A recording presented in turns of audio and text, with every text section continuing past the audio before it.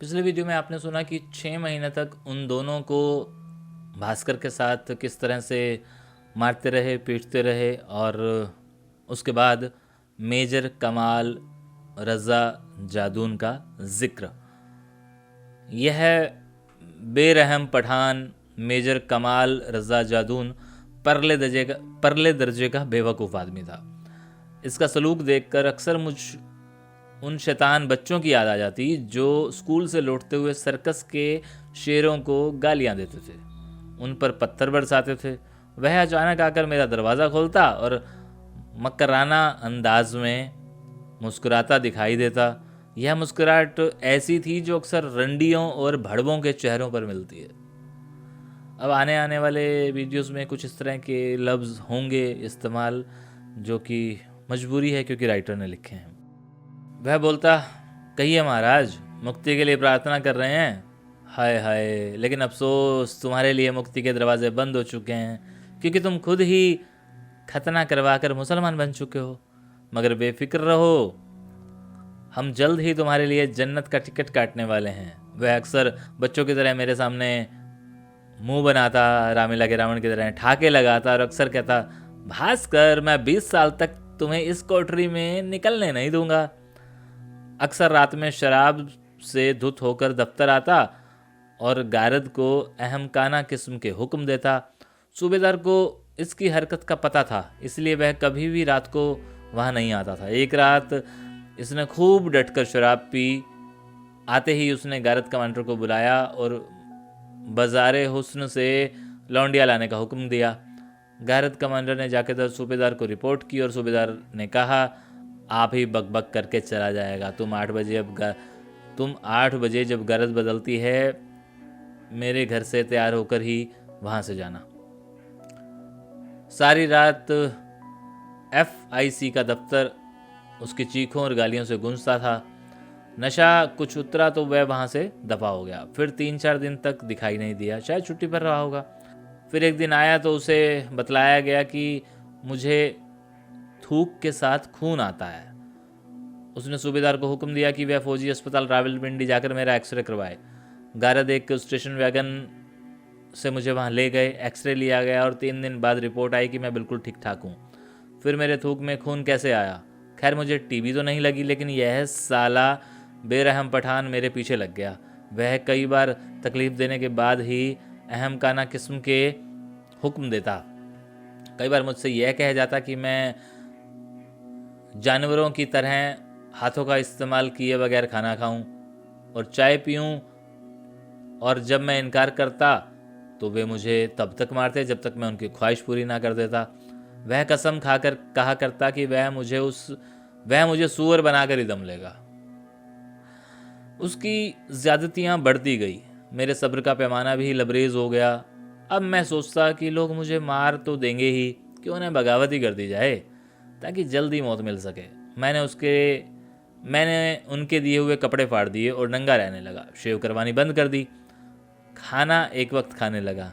3 महीने के अंदर ही दाढ़ी बढ़ गई, बाल पीछे की तरफ लटकने लगे। सफाई न रहने के कारण जुएं पड़ गई। एक रात उसने हुक्म दिया कि सुबह मेरी दाढ़ी का एक एक बाल पकड़कर नोचा जाए। मैं आने वाली तकलीफ के बारे में सोचने लगा और अपने ही हाथों खुद दाढ़ी नोचने लगा। सारी रात बैठा यही करता रहा। दूसरे के हाथों बहुत दर्द होता है, लेकिन अपने हाथों उतना दर्द महसूस नहीं होता। सुबह तक दाढ़ी और मूछें साफ हो चुकी थी।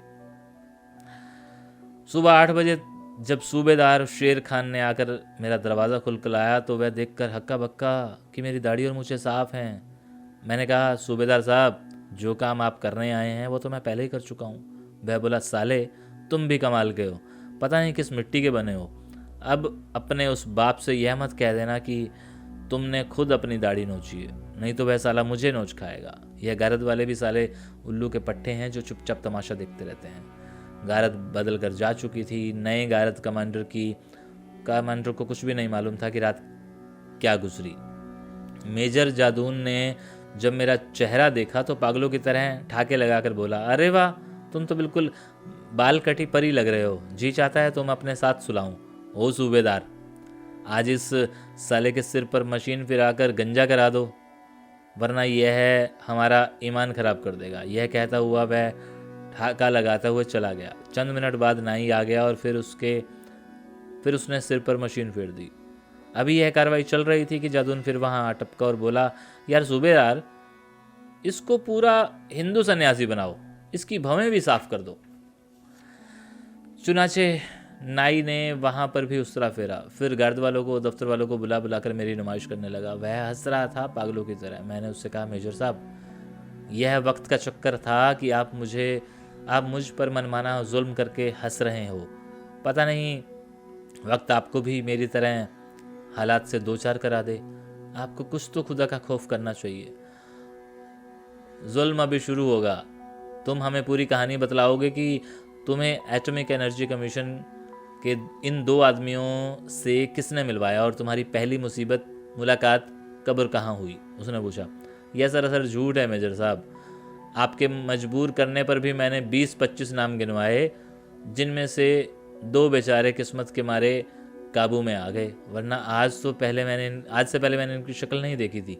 आप बेवजह एक गलत कहानी को सच्चा साबित करना चाह रहे हैं। आप मेरी हड्डियों भी छील डालेंगे ना, तो भी इस कहानी के पीछे कुछ नहीं निकलेगा। मैंने कहा, अगर हड्डियां छीलने की नौबत आई तो ज़रूर छीली जाएंगी, लेकिन मैं समझता हूँ कि तुम उससे पहले हथियार डाल दोगे। यह वह सेंटर है जहाँ पत्थर बोले जाते हैं। तुम तो फिर भी एक मामूली इंसान हो। आपकी मर्जी है मेजर साहब, आज जो भी चाहें, जो भी रास्ता अपनाना चाहें अपना लें। मेरे पास आपको बतलाने के लिए जो कुछ था मैंने बता दिया। इस पर वह बोला, ठीक है सूबेदार, आज से भास्कर का राशन थोड़ा बढ़ा दिया जाए। इसको एक चुटकी मिर्च पिसी हुई सुबह और शाम पीछे से भी खिलाई जाए और अगले हुक्म तक यह खुराक जारी रहे। यह कहकर वो चला गया और उसके बाद यह सिलसिला हर रोज़ का अमल बन गया। फिर बर्फ़ पर लिटाने का सिलसिला शुरू हुआ। उसके बाद एक दिन हाथ ऊपर और हाथ नीचे जकड़ दिए गए, पैर पर दहकता हुआ कोयला रख दिया गया और मेरी चीखों पुकार पर वह भी जी भरकर ठाके लगाता। उसने इस कदर जुल्म किए कि मैं बयान नहीं कर पा रहा। मैं मर जाना चाहता था, लेकिन मरने की कोई राह नज़र नहीं आ रही थी। और एक रात मैंने गारद कमांडर से, जो कि तंबाकू का बीड़ा पीता था, उससे कहा, मेरी दाढ़ी में दर्द है यार, मुझे थोड़ा तंबाकू दे दो। उसने तंबाकू की डिबिया मुझे देकर कहा कि जितनी चाहिए ले लो। मैंने पूरी की पूरी डिबिया गले में उड़ेलकर पानी के साथ गटक ली। फौरन ही चक्कर खाकर गिर पड़ा। सारी रात उल्टियाँ करता रहा। गारद कमांडर के हाथ पांव फूल गए। वह कांप उठा। फौरन सिपाही भेजा गया सूबेदार की तरफ। सूबेदार भागता हुआ आया। सील तोड़कर ताला तोड़ा गया। डॉक्टर ने पीने के लिए एक मिक्सर दिया। तंबाकू का असर धीरे धीरे कम होने लगा। सूबेदार ने धक्के मारते हुए मुझे गाड़ी में धकेला। बोला, साले तू अपने साथ राज लेकर मरना चाहता है? फिक्र मत कर, हम तुझे मौत देंगे, लेकिन हकीकत जाने के बाद। उसने आते ही मुझे उल्टा लटकवाया और तब तक नहीं उतारा जब तक मेरी आंखों से खून नहीं उतर आया। और अगला चैप्टर, जनरल गुल हसन से मुलाकात।